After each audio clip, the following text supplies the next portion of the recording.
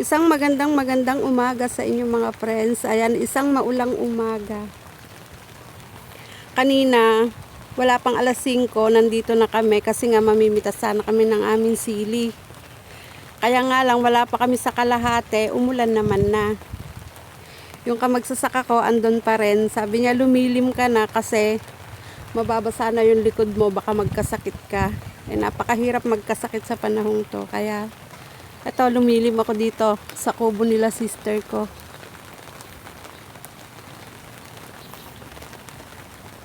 Dapat nga sana, sabi ko, kahapon namitas na kami. Pero sino ba namang mag-aakala ng aga-agang umuulan? O, diba, napakakulimlim ng langit. Itong mga napitas namin nandito, ito pa lang yung mga napitas namin. Ito. Siguro yung mga iba, ito, hindi pa naman to ganong basa. Pero yung pinipitas ng aking kamagsasaka doon, hindi ko alam kung isasamang ititinda ngayon ng pamangkin ko. Kasi mababasa na sigurado yung mga bunga ng sili. Siguro pag napitas yan ng kamagsasaka ko, patutuyuin muna niya.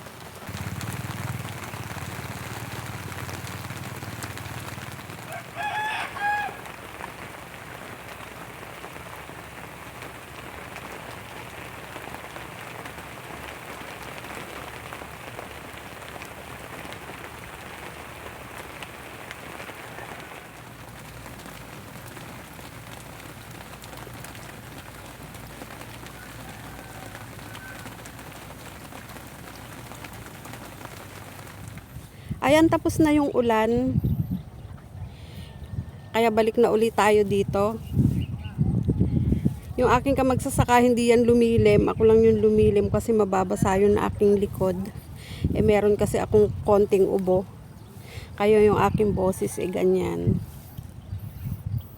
Kung bakit naman kasi ang aga-agang umuulan, dapat sana tuwing hapon lang. Yun. Itong mga pagitan ng aming sili, green na scatter ng aking kamagsasaka, kaya ayan, malinis na.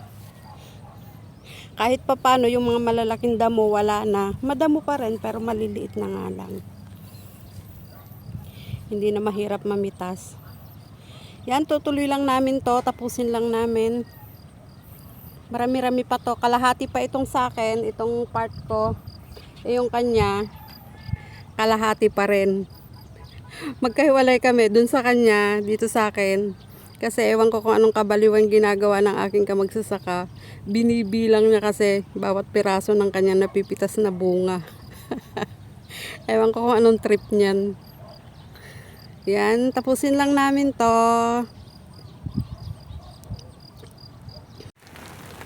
Ayan, bumuhos uli yung ulan. Strike 2 na siya. Yung mga napitas namin na basa, ito, inilagay lang namin dito sa lapag. Ito. Air dry muna namin siya dyan kasi nga medyo basa. Yun muna siya. Yung sabi ko sa kamagsasaka ko, ituloy na namin din mamitas kahit umuulan kasi kesa naman pahinto-hinto kami, kailan pa namin matatapos to, sabi ko. Yung kita naman ninyo, yung paligid.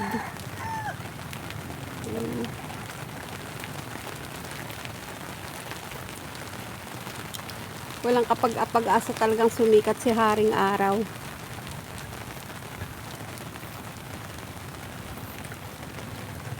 Yung mga kasama din namin doon sa kabila, namimitas pa.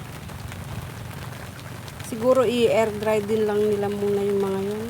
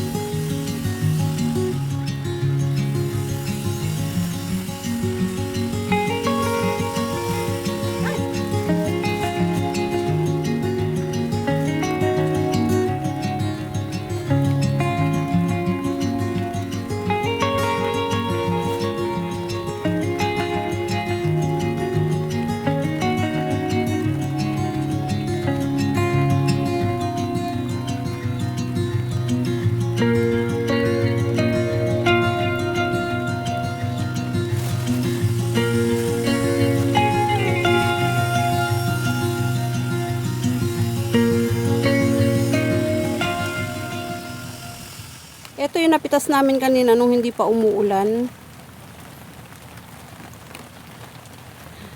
Tapos ito naman yung napitas namin kanina umuulan na. Basa. Yan, basa ang sili.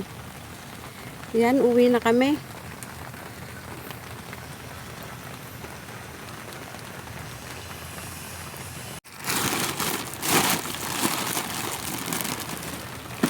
Ba't mo? Kayang-kaya mo na yan. Yeah. Isang.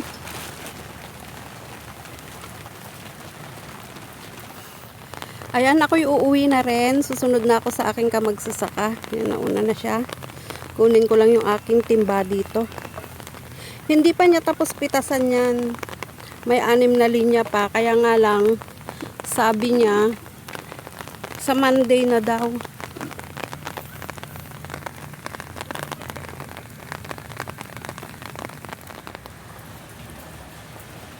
Ito na yung mga napitas naming sili, yung basa. Yung naabutan ng ulan. Ayan. Hindi kasi pwedeng ipak ito ng basa. Kaya ang gagawin namin, patutuyuin muna namin to gamit yung electric fan. O, di ba?